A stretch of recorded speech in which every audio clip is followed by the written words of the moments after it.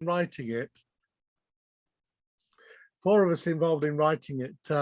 Two clinicians from one from Austria, one from Germany. Ken Masters, who's from who works in Sultan Qaboos in Muscat, and me, and it's yeah, there's a lot in there. All right. Bismillah ar-Rahman ar-Rahim. Assalamu alaikum, ahlan wa sahlan, and marhaba to all participants. A very warm welcome to Sesame Riyadh Office webinar session. I'm Dr. Shazia Iqbal. I'm chairperson and head of Continued Professional Development Activities at Saudi Society for Medical Education, Riyadh. And I'm very much excited to welcome all of you in this session, which is a recent trend about problem-based learning. In medical education, mostly schools at Saudi Arabia, they are applying PBL approach. And you know, problem-based learning is a pedagogical approach, which is the way forward towards building lifelong learning skills among our students through problem. Students develop their critical thinking, team working, collaboration, a lot more. And it is very important for instructors, faculty members to know basic principles and characteristics and different features, which are very important to apply when we conduct these sessions, especially planning session, conduction of the session itself, and taking feedback and giving feedback. So today I'm very much honored and pleased to present our eminent speaker, Professor David Taylor. Very warm welcome, Professor David Taylor, to this webinar. I would like to introduce Prof. David Taylor. Introduction is that he's Professor of Medical Education and Physiology at Gulf Medical University in Ajman. He is a Principal Fellow of Higher Education Academy and was awarded UK National Teaching Fellowship in 2009. He is also a Fellow of Academy of Medical Educators and Fellow of Association for Medical Education in Europe and Fellow of Royal Society of Biology. David's main work these days is ensuring that local educational practice at undergrad and postgrad levels is informed by research in medical education. He is Director of Masters in Health Professional Education Program at Gulf Medical University and PEMER, and is led for Center for Health, Medical Education and Research in Gulf Medical University. He has marvelous publications in international and national journals. He is editor of AMI Guides and lot more. So we are very much excited to have you, Prof. David, to this Sesame Riyadh office. Very warm welcome. And now I would give stage to you. You can start your presentation. You can share your slides. All participants, they are welcome. And please, we shall take question and answer by end of this session. You can raise your hand or use chat box for your questions. Over to you, Prof. Lovely, thank you. Share screen, click on there, and click on there. Okay, so it really is lovely to be here, and thank you to Dr. Shazia for inviting me. She was one of my first master's students way back in Liverpool, and obviously one of the best. So there we are. Thank you. Thank you very much. It's really been great fun getting to know her and work with over, well, many years now. We won't say how many because that would be giving too many secrets away. Thank you so much.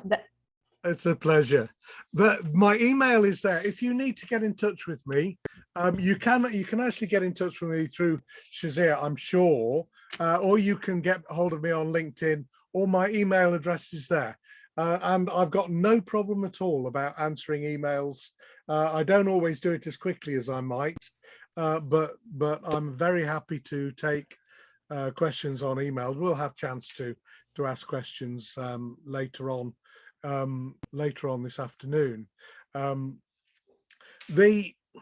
What I want to do, I see myself having on the one hand, a very simple task.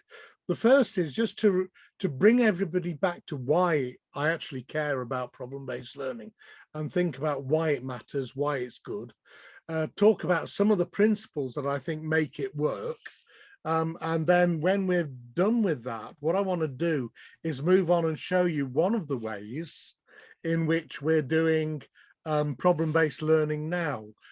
We do use problem-based learning at Gulf Medical University. We use it also for assessment purposes, but I'm going to show you something. I'm going to show you a video of one of the possibilities that's become available together with incorporating artificial intelligence. And what I'm going to show you later is some work that we've done at Gulf Medical University together with some friends from Milan who are specialists in artificial intelligence. Right. Let's put that there. Before we start, let's just ask ourselves what we think medical education is. I should just go back once more. What's it for? Well, that is my youngest grandson. When I took that photograph, he was about 4 years old, and you can see he's standing there and in a familiar territory. He runs around all over the place. He's always getting into trouble, but you take him somewhere new and he just stands still and looks for ages to try and find out what's likely to be possible, what's likely to be fun. And I think one of the things that we have as a job is to help our students who come from school or from having done a degree in one thing and they want to be medical students, and it's a complicated world out there. So what do we think it's medical education's for? I think it's to help people through that business of adjusting to becoming a doctor. This is my, now she's my eldest granddaughter. This is when she was much smaller. She was only a year old, and we went to Harry Potter World, the Harry Potter experience, in Elstree Studios in London. And you see here, we're standing outside the great hall of Hogwarts School of Wizardry, and Hannah is too small to reach the handles. And even if she could reach the handles of the doors would be too heavy for her to move. She actually needs somebody to open the door for her. And this is what I think is the crucial bit about being involved in medical education. And this, well, you recognize this as a picture from our culture. I think it's about crossing the threshold. It's about helping people to learn the language, to understand the field of play, to see what's going on, help them to start to become a clinician, to recognize their own strengths and weaknesses. And I think they're the most important things. Then there's the factual stuff, all the data that we expect people to learn. But really, much of that can be done from a book. When they're with us, they need to learn how to be like us. And it's a tremendous responsibility, but of course, it's a huge pleasure. One of the ways we do that, oh no, let's move on. Right. If you go through all the business, and we've just been going through an accreditation process, and we've been asked to talk about the outcomes of our program and and we're asked to meet certain targets. One of the really depressing things about being audited is that almost all audit takes place down here at Kirkpatrick level 1. Did the learners enjoy it? Of course, what I want to know from where I'm standing is, did they learn the content well? We can test for that. That's easy. That's in exams. Did they actually use what they knew? That's getting harder to measure. And most importantly, though, did it make a difference? And to cut a very long story short, and something for which there is a lot of evidence in the literature, is that problem-based learning is intensive, it's difficult, to get it right. It can be stressful for staff and for students, but it does make a difference. And so that's the one thing I'd say to anybody who feels downhearted about it. If you hold to the rules, and I'll talk about those in a moment, it really can make a difference.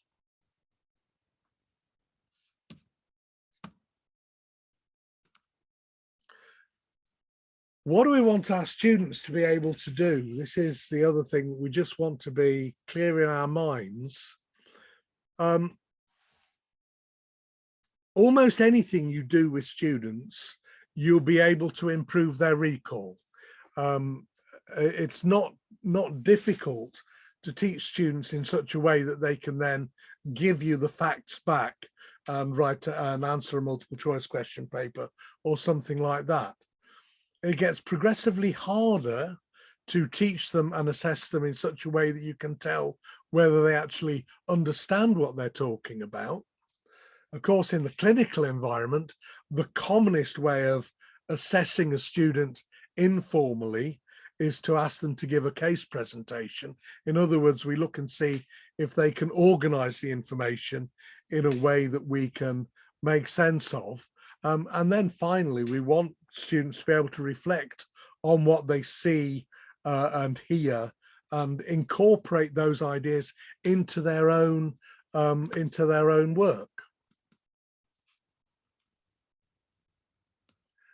Just seeing who's with us. Yeah, well, it's good to see people from so many different places.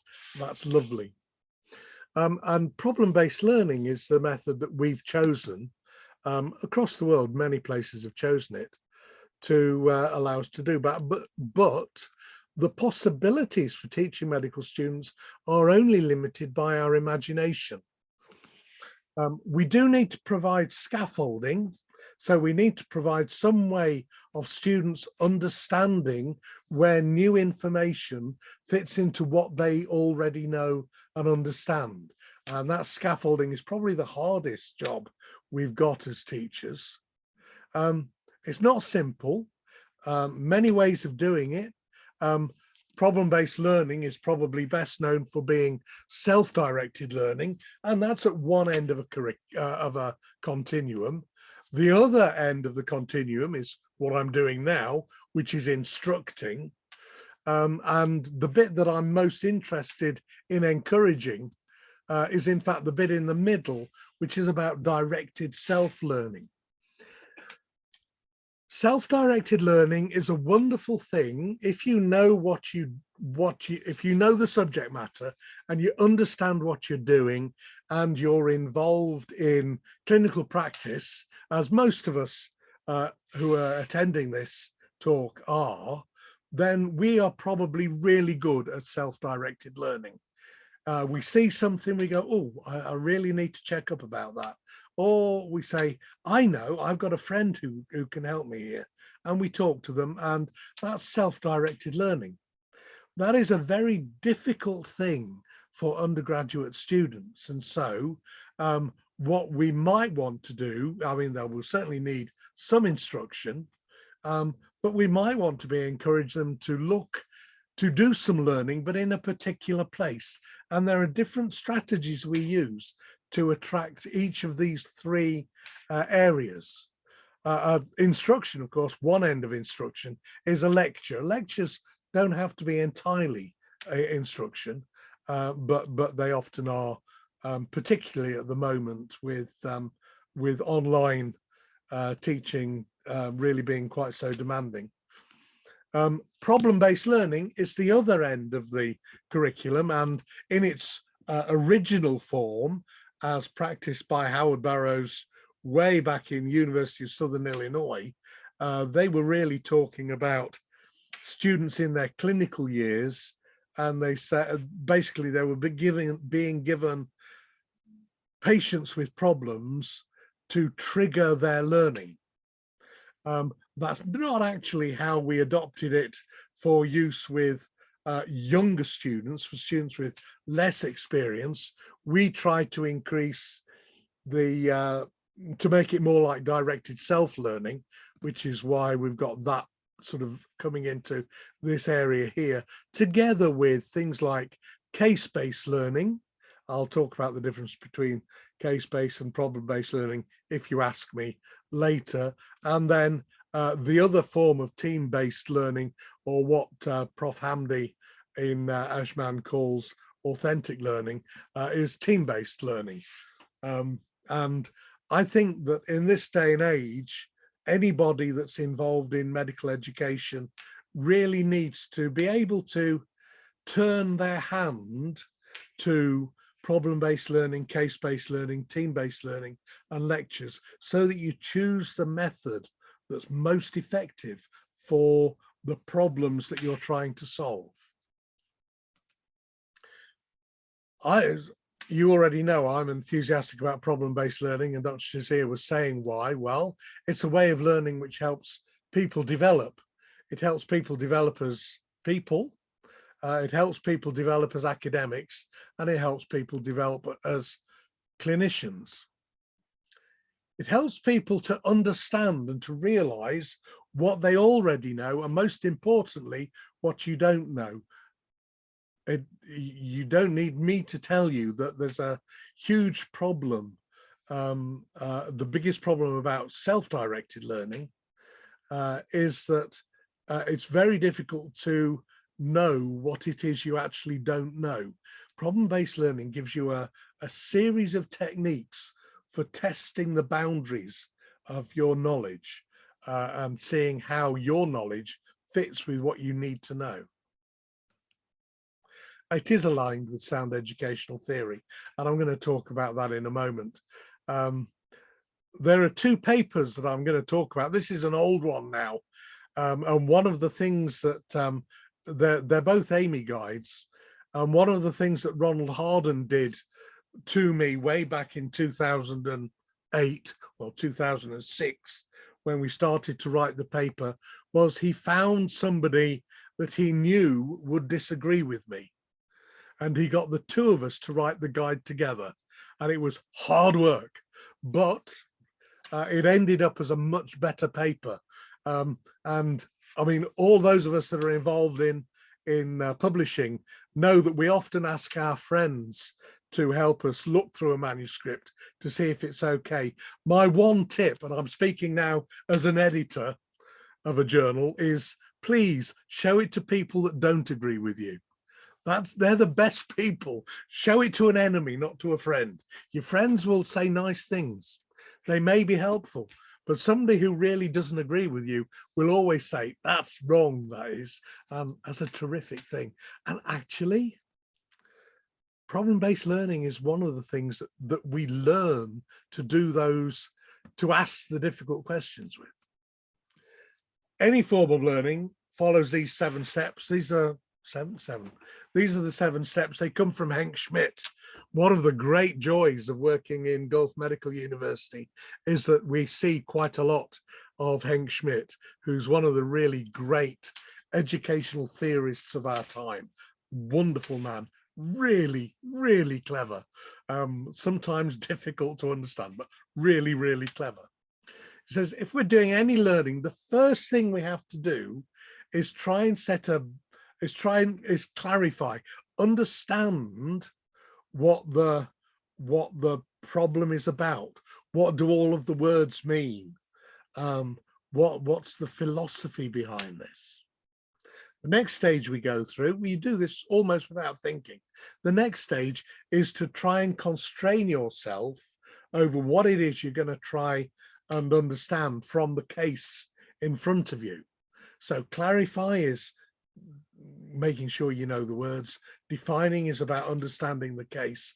And then the next stage, which is this one here, is to explain the case in front of you in terms that make sense with what you already know. And if there are bits where you don't already know things, to talk about them, to say, well, what is it? Why is it happening like that?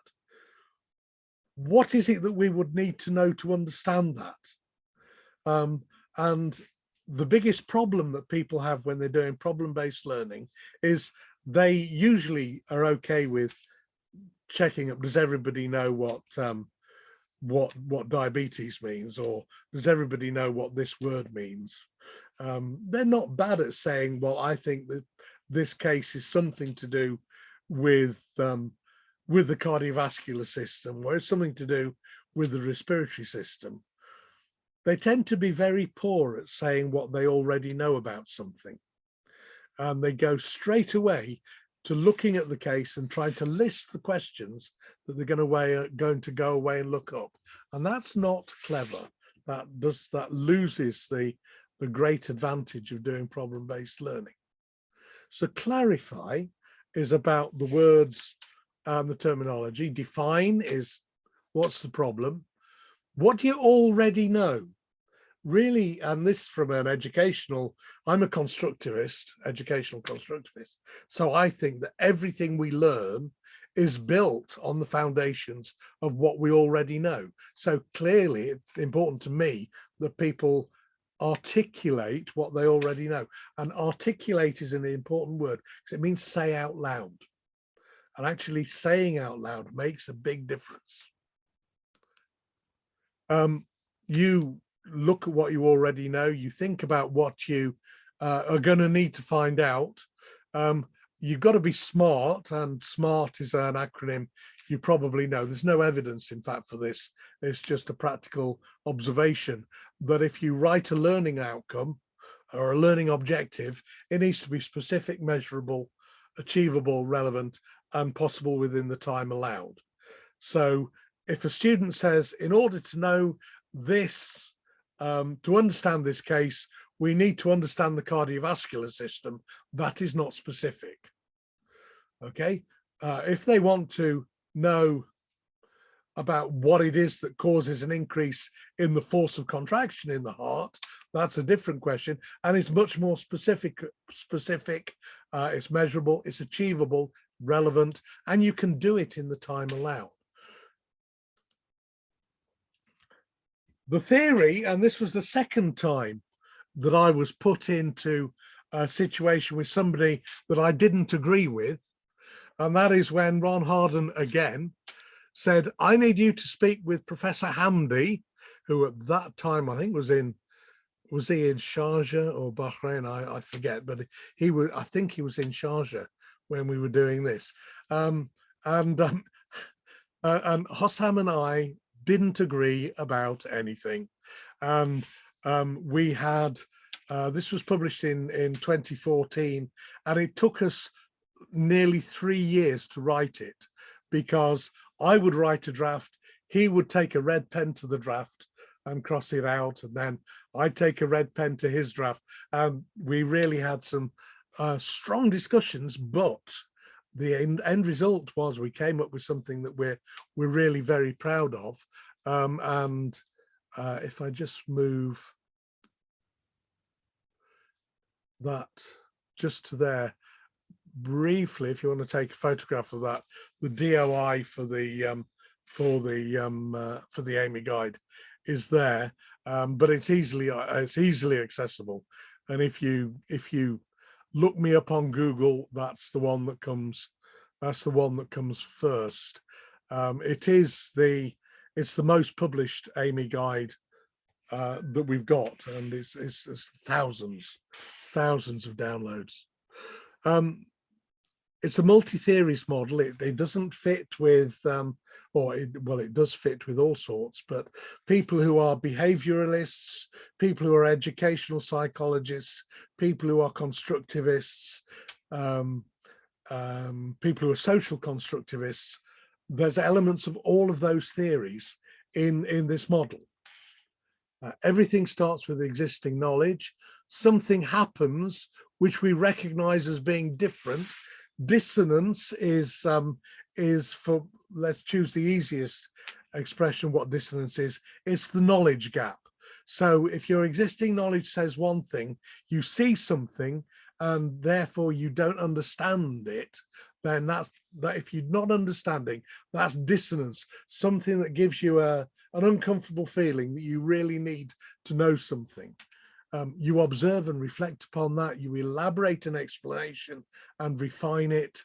That allows you to develop new concepts, which you can then organize into a story that makes sense. You can then experiment or test your hypothesis, and you can consolidate and reflect. So if you think about that, and at each time, at each place, you can get feedback. If you think about that just in terms of a trivial clinical situation, my GP's good. I taught him, and if he looks on his screen, on his computer screen, he walks out, says, "Oh, it's Mrs. Smith." He goes out and goes to the waiting room, says, "Mrs. Smith." Mrs. Smith takes some time to stand up and starts to walk towards him, and he's watching her all the time. Good clinicians don't turn around and walk away. They watch their patients as they come towards them.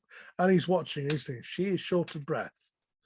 Okay, and while they're walking together to his office, he's thinking, what are the possible explanations for shortness of breath? So the dissonance was shortness of breath. He's elaborating the different possibilities for shortness of breath. Anybody who's a clinician has already thought of 4 or 5 different reasons why you might be short of breath, but some things are more likely than others. So you've already refined, and you've probably got to the stage where you're saying, well, she's either the air isn't getting through to the blood, or the blood isn't getting through to the lungs. It's one of those two. Now we've just got to decide which one of those it is. So by the time you sit down with a patient, you've already got halfway there. And you ask questions so that you can then further refine your answers. You organize it into a story that makes sense in your head. You talk to the patient about it. It seems to make sense in their head as well. And so you can test it. If it's amenable to that, you can measure peak flow, or you can measure blood gases, or whatever it is. And that allows you to think about what you're going to do about solving the problem. And at each time, each step of the way, you're getting feedback from the patient. They don't know they're giving it to you, but they are. So dissonance, again, it's that quadrant up there. I really think dissonance is important. Recognizing something that doesn't fit with what you already know. Dissonance is the difference between what we know and what we observe. Elaboration is the next quadrant, and that's where you elaborate explanations for what you've just seen that are as close to being probable as you can get, and you refine them so that you can develop your new context.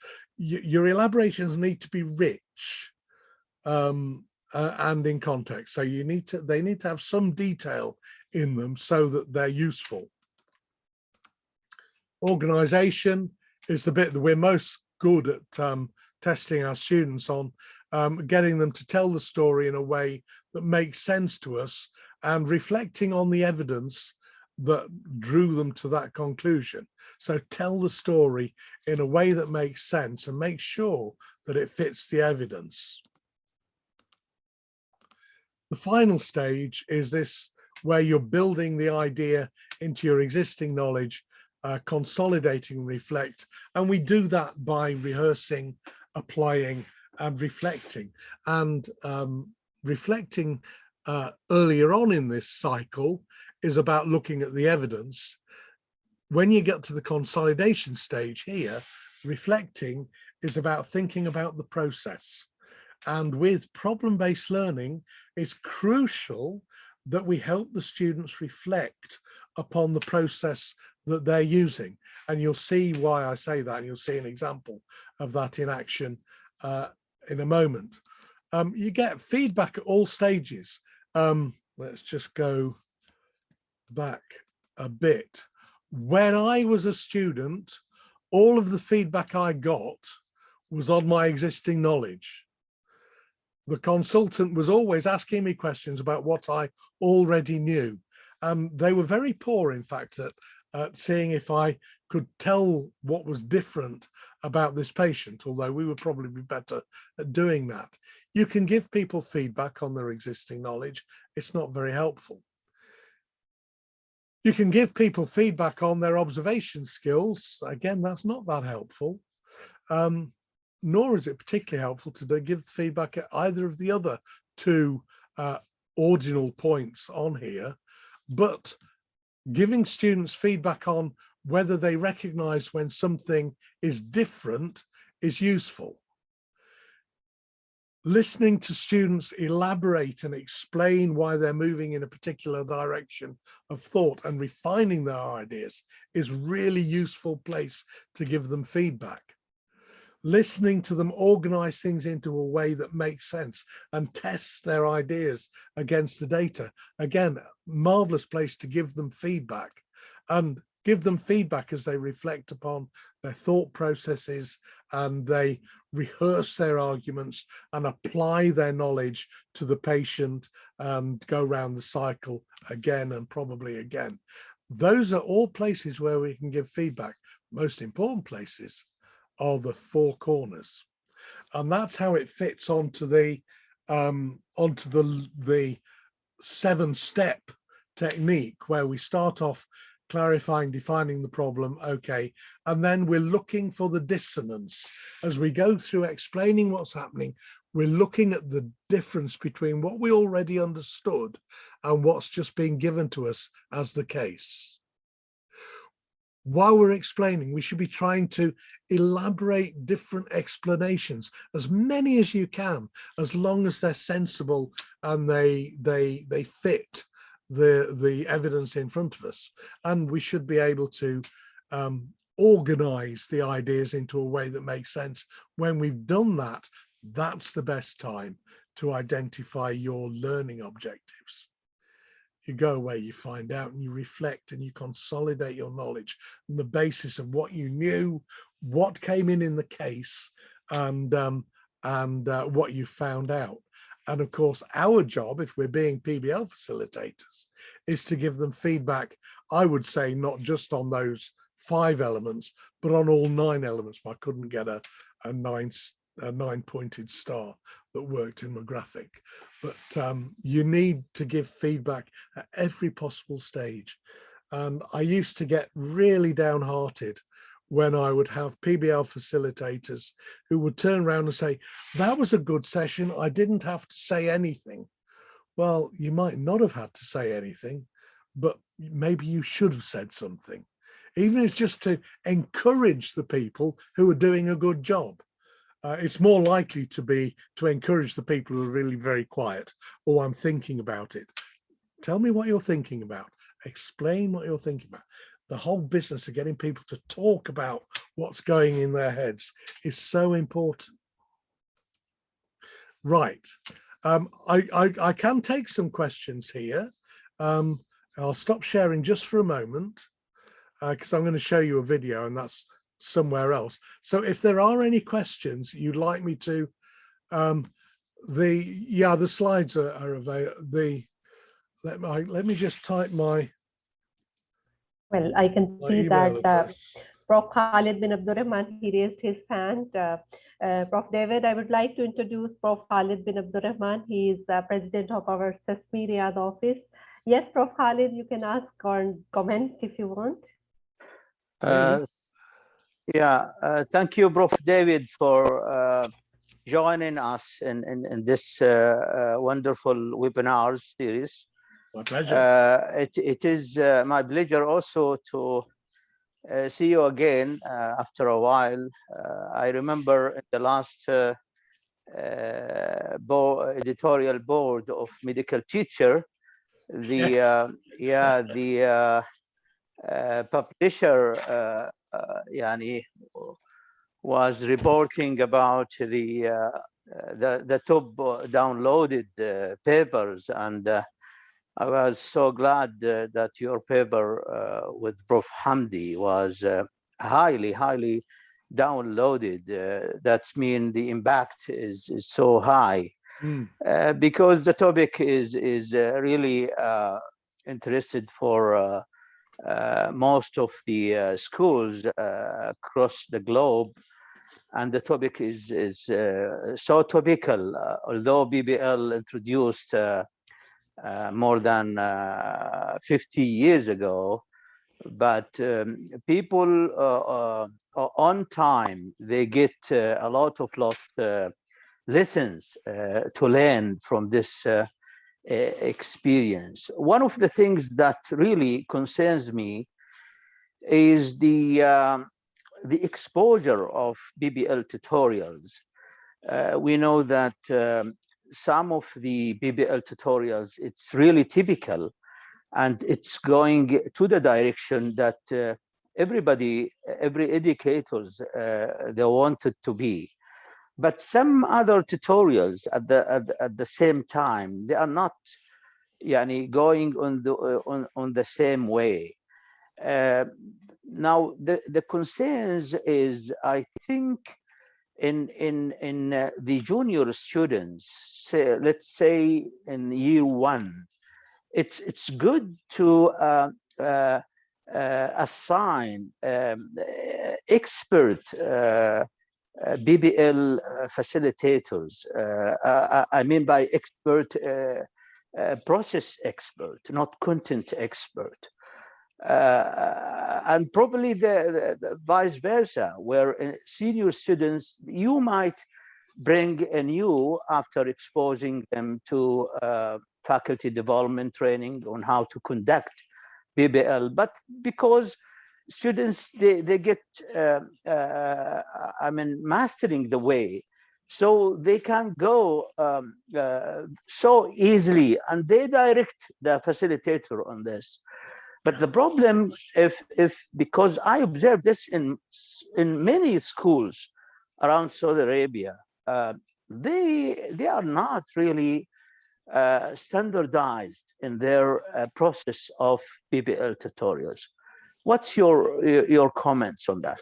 Oh, you're absolutely right, and I think this is one reason I never make an apology for showing that sort of theoretical idea behind why we do it like this. I would say always put your best PBL facilitators with the newest students, and so our first year students at Gulf Medical University are likely to get people like me, Prof Hamdi, and Prof Hesham. In other words, our senior staff, who are all professional educators and all really thinking about how teaching is happening, they're the people the students get in their first year, so that by the time they're third year students, they can carry the facilitators that aren't doing a good job. The students just take over, and provided the students are trained, I think that's good. I would say that one of the jobs that we should do, we're okay at training our staff, but we really do need to train our students. And in Liverpool, we don't do it in quite the same way in Gulf, because of the pattern of the course is different. But in Liverpool, I used to do a training course for first year, third year, and fifth year medical students about education, changing the sort of thing we talked about, of course, because their interests change as you go through year one, year three, and year five. But we really do need to remember that we're, just as we would expect an athlete to train regularly and update their training and learn new things as they go through their preparation for the Winter Olympics. We catch ours at midnight now here. We should do the same thing with our students and be training them to be the best students that they can be. So yeah, I think you're quite right. And I would, the way that I deal with the difference between different PBL groups is to, I actually think that it's important to split the groups and to give them new tutors, so you get different mixes of people together. There can be logistic problems with that, but my feeling is that that's actually the best way in the long run, is to give people different facilitators, but make sure that your students and your facilitators are all trained up. We've had a question here, if I may, from Dr. Mona. Yeah. Difference between self-directed learning and directed self-learning. Yeah, that's actually much easier than it sounds. Self-directed learning is if I say, I think I need to know about that idea. And so I take myself and I go to my bookshelf and I take a book off and I look for it myself. It's self-directed learning. If I say to one of my students, do you know, you haven't been working hard enough, you really need to read chapter 3 of this textbook, that's directed self-learning.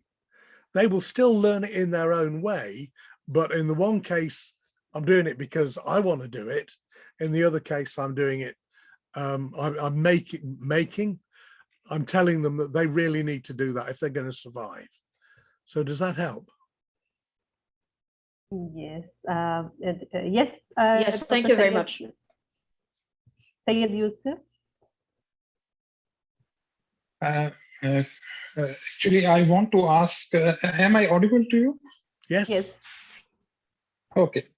Prof, I just want to ask, should there be any difference in conducting of PBL in first year versus the final year?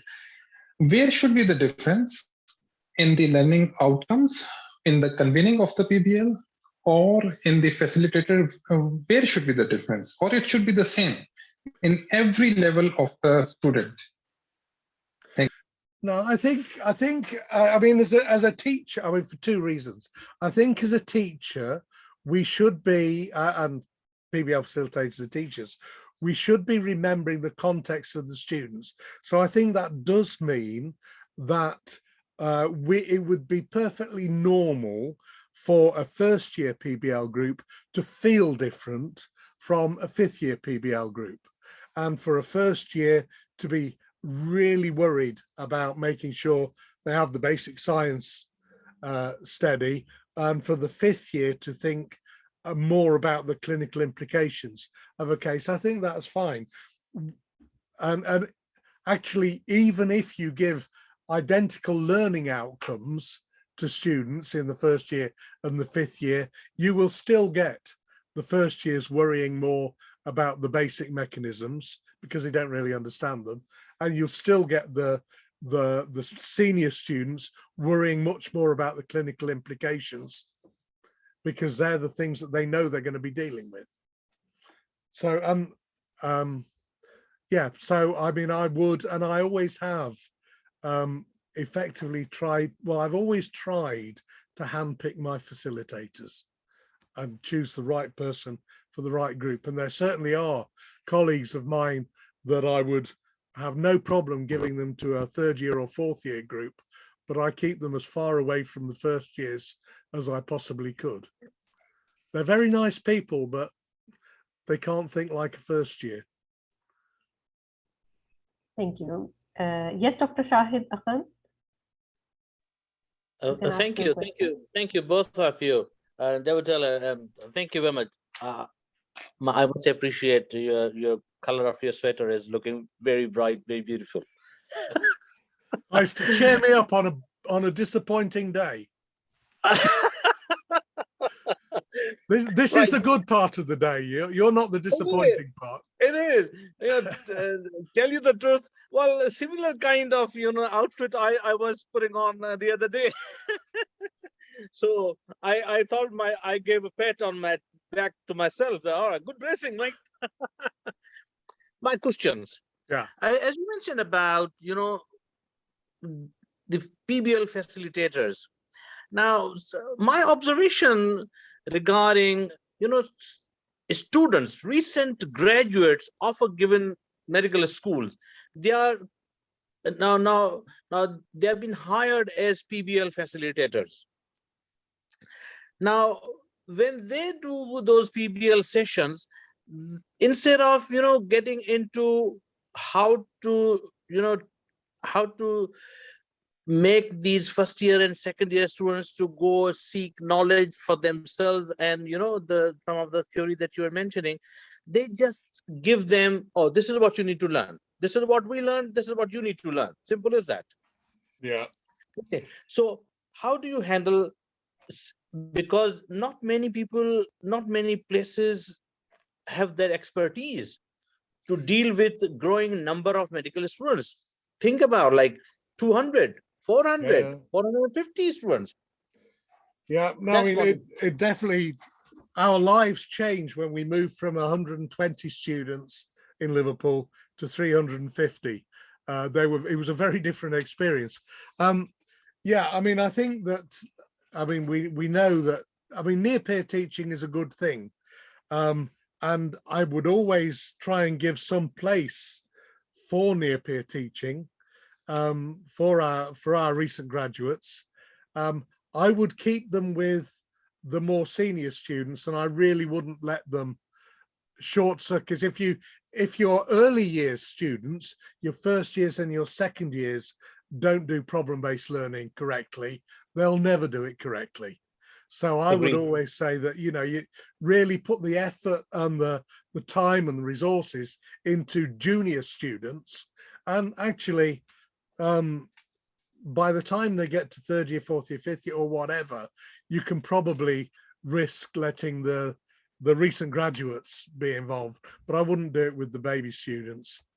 I fully understand and agree with you. Fully understand and agree with you. My second question is regarding when you talk about the PBL as a teaching learning, strategy and having lectures. So how many lectures are too many? How many lectures are too less? Because invariably, these students who are trying to learn from PBL, they also know that, oh, some XYZ person is going to cover it. So why bother? Why go search for Exactly yourself? so. Yeah, no, Yeah. exactly right. I mean, it depends on the case. I would say I would keep the number of lectures to a minimum. We've changed our minds over the years. Used to say maybe one lecture a day or something like that was probably enough. What we're doing now in this COVID world is that we tend to have just one lecture a week or every 3 or 4 days, but we run team-based learning during the week as well. So we'll only have one focused lecture, but there will be several other learning sessions that are not PBL, they're more team-based learning, but where the students do some reading in advance and then are given a task during the team-based learning exercise. And I mean, I haven't got a, well, I have, but it's not queued up. But there are various ways of doing that, and I'm happy to pass that one on. We can use technology. Well, I can see many other hands. Well, I would prefer, Prof, you can finish with your presentation, and rest of the question we shall take by end, hopefully. My next the rest of the presentation, I'll just give you 5 minutes, 7 minutes of this, because I know what happens at minute 7. I'm going to share my screen with you again, I hope. Yes, can you see that? Yes, we can see. Okay, right. This is exactly what it says. Can you hear that as well? Yes, we can.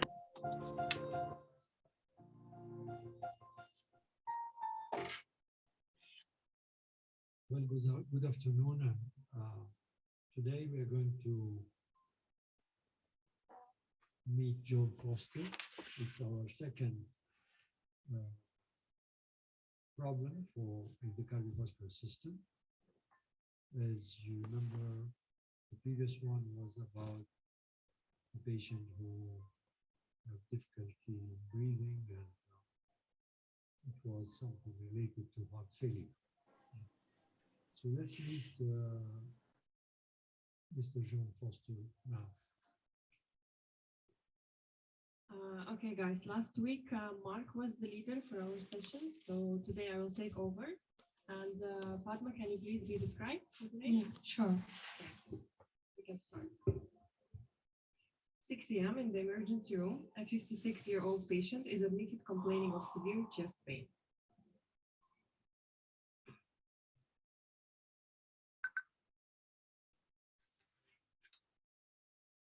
talk to the patient now.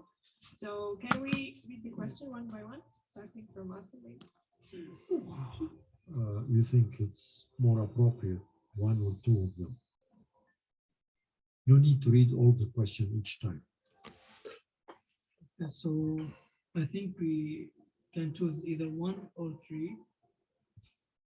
One, we will introduce ourselves, and three, will immediately ask him to tell us about his problem. Yeah, you can read the question which you have selected. Okay, question one is, good morning, Mr. Foster. I am the emergency doctor, and I will be looking after you today. The third question is, tell me about your chest pain. I think we should go with question number one because it's not formal that we inform the patient who's looking after him rather than sort of we would just coming with quite vague. So we should choose question number one. Yes, I feel question number one is the most appropriate because you should introduce yourself and you should tell him that you will be caring of him today. Okay. So let's choose number one then, if everyone agrees. Thank you, Doctor. What do you think should be the next question? The most appropriate one? I think we should ask him about the main problem, which is his chest pain, and describe it. Which is the question number one, which says, tell me about your chest pain. What do you think of question number 5? Can you describe what the pain feels like? Question number 5 is like more of you're telling him to tell me the character of the pain, but you still don't know more about his chest pain. So you should provide an open-ended question so he can tell you more about the chest pain. So everybody agrees then to choose the first question?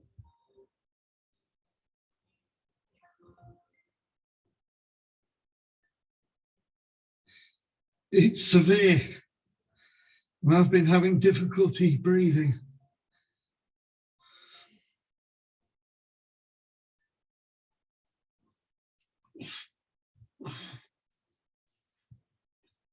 I think we should ask question number 1, which is, when did the pain start now? Okay. Do you all agree with that? The onset of the pain? Sure.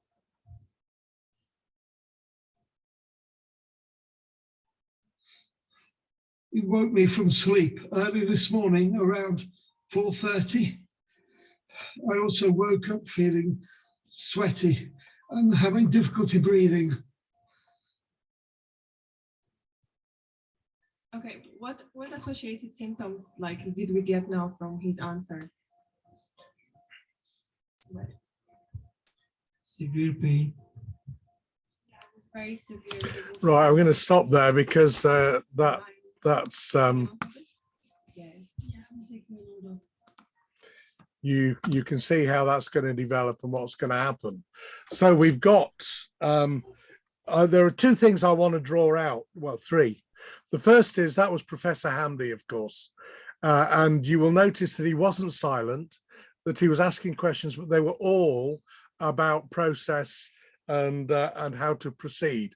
They weren't. He wasn't there to ask them questions about the patient and so on and so forth. There's a group of second year students, with minimal clinical experience, but you can see that they were gradually being coached into the way that people could, the sort of questions you could ask, and you saw how that was done. That actually the students were in charge of the session, and the final thing, of course, is that we've got around about 40 of those cases which are recorded with recorded from actors, and they have answered every single question in this massive spreadsheet, and it's a huge enterprise. The software, when we use it for PBL, is used just as you see it like that, but students can do that independently, and the software records the order in which they ask questions.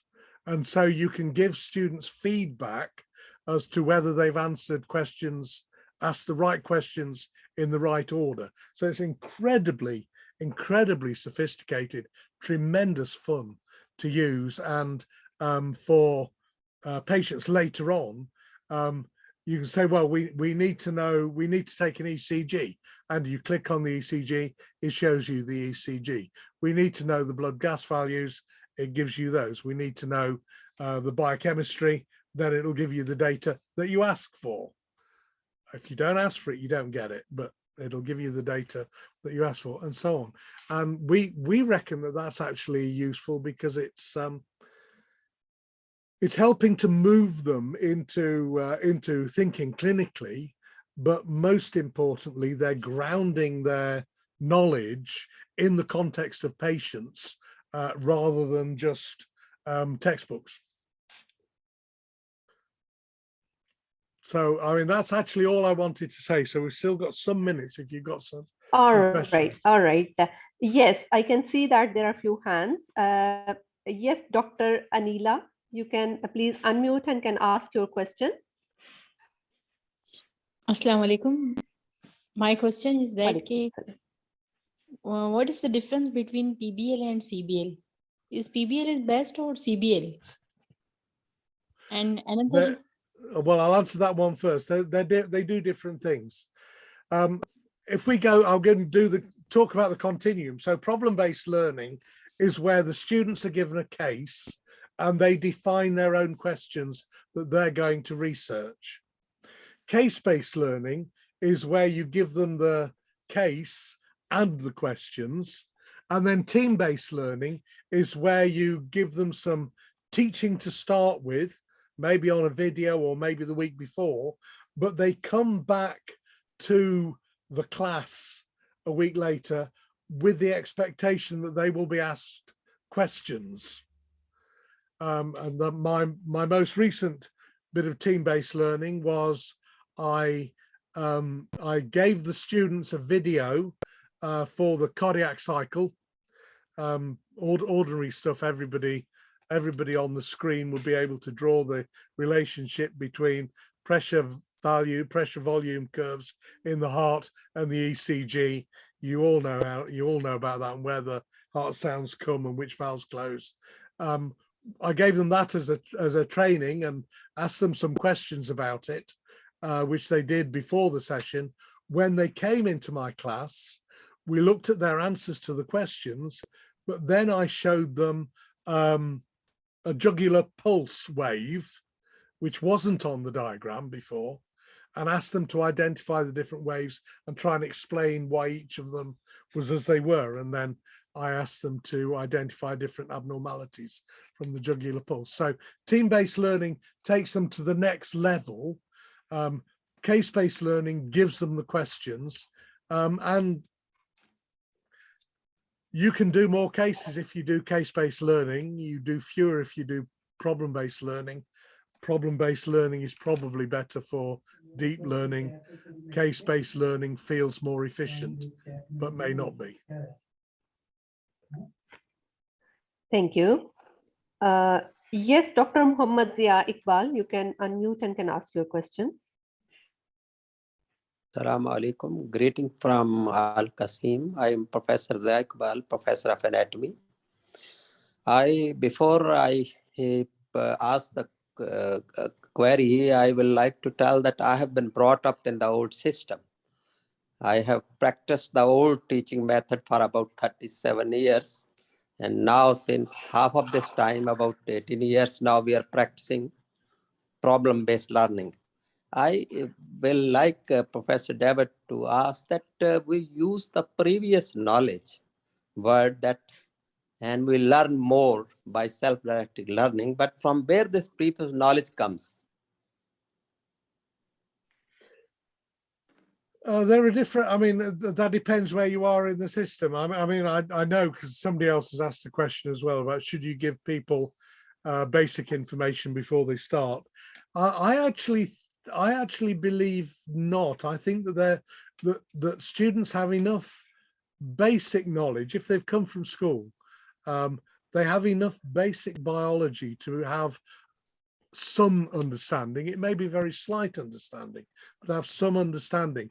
And the skill then comes for us in actually designing the initial cases the students see that are going to take them from their simple level of understanding to a deeper level of understanding.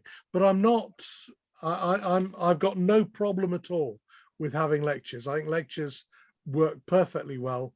I think the greatest thing about problem-based learning is that it does allow them to get context and a deeper form of learning. So there is a place for everything. No, we provide this, I think, in most of the schools. We are following Maastricht University of Netherlands and Suleiman Raji University in Qasim, and we run a course for about 1 year for basic, what we call foundation or preparation years. There we provide, but I feel that in that course, we use the old method of lecturing to share with the students our experience, to give them prepared meal. And we check afterwards, we assess afterwards. But basically what I feel in last about 13 years of teaching in PBL, it is a marvelous system. But for this, we need some basic courses to help them out, to make them familiar with that is required. For example, in previous university in Pakistan, we started about 20 years back, we started PBL in Dow University Health Sciences. We have to run a course. So I feel that a blend of system works better. Thank you very thank much. you. Thank you.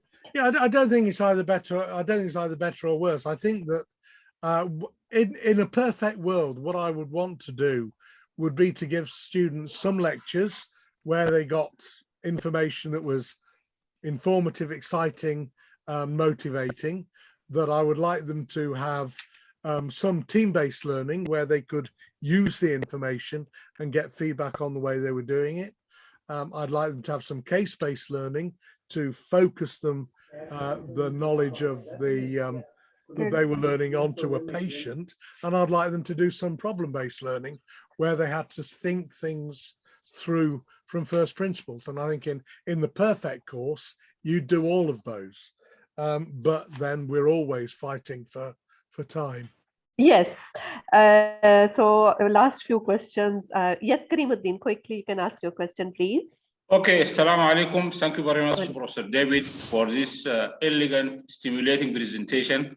Actually, teach us today about the role of the teacher. You gave a model for how to teach, so we enjoy it. My question, in fact, addressed by the previous colleague regarding the level and extent of information which the students have before coming to the PBL. Because in some countries, the first year is preparatory, and it is just can give some information of human biology and all these things. In other, this is not the case. So I think this is a gray area, how much the student know before. And as a experienced person, I think you might have a recommendation either to give synchronous lecture or any other activity to enable them in a good position to cope with the PBL. The second question, is there any consensus about how much PBL should be there for the undergraduate student? Thank you very much, Prof. That's okay. The easiest answer is the second one. No, there isn't any consensus, and different places think different things. In terms of the amount of knowledge, I see it as less of a problem. I've got no problem with having lectures, as I've said, but if during that third stage of the problem-based learning thing, so we have our clarify the terms, define the problem, and then explain what's going on, there will be some people who didn't go to the lecture, who've never picked up a textbook, and their explanations are going to be trivial. There will be others, though, in the group if you can encourage them to speak, who did go to the lecture and who have read the books. And I would then use those to inform the people who didn't. And I actually, I'm quite strict with students who don't do any work. They know that I don't approve. That's really great. That's really great approach. Thank you very much. Yes, Shehzad Ahmed. Yes, Assalamu alaikum. And a very good evening. I'm Dr. Khalid Shehzad actually. Assalamu alaikum and a very good evening to everyone. It's a very good chance and it's an honor for us to have Dr. David here with us today. I'm really thankful for the process and what you have told us. I'm so thankful. My question is that regarding, I have a mixed sort of a background. From traditionally, I was trained in basic sciences and then in the medical graduation, and then I was brought up having some experience in the PBL. My question is typically regarding the assessment of the PBL. Is there any marks? There should be any marks, or they should only be evaluated, or we can give them the feedback? Because in many of the institutes now, I'm seeing that from feedback from many friends that some of the schools, they have started putting the marks for the attendance, marks for their participation, marks for their behavior sometimes. So this is my one question, and I wish that in the next session you could tell us in details about CBL and TBL. I'm so thankful.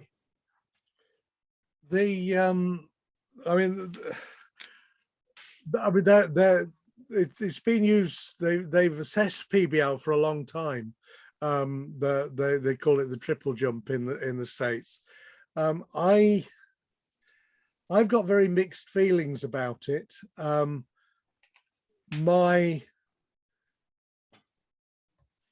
the point of view of assessment theory, I would rather not do it because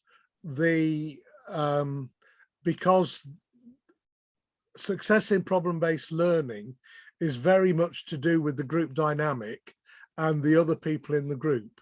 Whereas, and I mean, you can assess that and give the group a mark. Whether that goes then into an individual's mark sheet is another matter. And I would rather the individual's mark was a reflection of their activity rather than the group. But a lot of places have tried it. I've never been convinced that when they've measured something, it's been something that was worth measuring. Thank you so much. Thank you.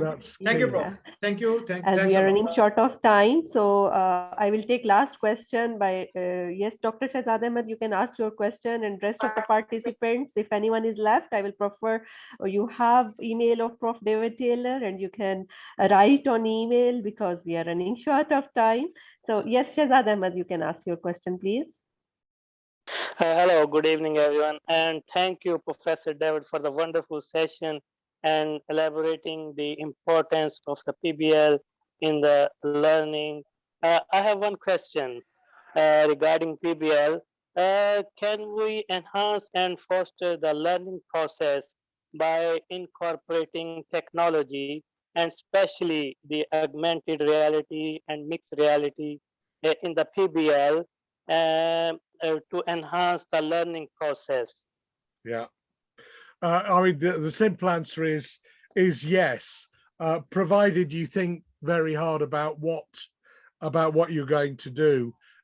We've found that the virtual patient learning, for instance, has gone very well for us, and it's been a really valuable way of enhancing the way that students think about things.